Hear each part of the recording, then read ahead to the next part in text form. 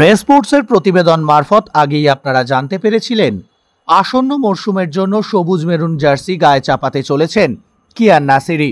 2024 সালে মোহনবাগান ছেড়ে চেন্নাইন এফসিতে যোগ দিয়েছিলেন কিয়ান। প্রত্যাশা মতো গেম টাইম না পাওয়াতেই দল বদল করেছিলেন এই ফুটবলার, কিন্তু তারপরেও অবস্থার পরিবর্তন হয়নি এবং সেই কারণেই কিন্তু আবারও নিজের পুরনো দলে ফেরার সিদ্ধান্ত নিয়েছেন কিয়ান নাসিরি। নিজে থেকেই মোহনবাগানে ফেরার আগ্রহ প্রকাশ করেছিলেন।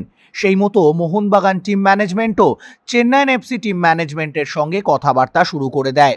যা খবর তাতে মোহনবাগান টিম ম্যানেজমেন্টও চাইছিল কিয়ান নাসিরিকে আবার নিজেদের দলে ফেরাতে। সেই মতোই কথাবার্তা এগোচ্ছিল।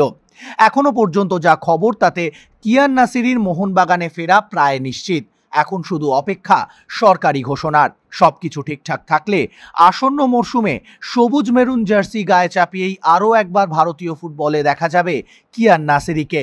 নিজের কেরিয়ারের উন্নতির কথা ভেবেই হয়তো পুনরায় সিদ্ধান্ত বদল করতে চলেছেন তিনি।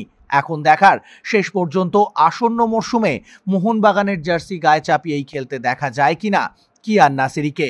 যদি কোনো বড় অঘটন না হয় তাহলে মোহনবাগান জার্সিতেই দেখা যাবে ভারতীয় এই ফুটবলারকে।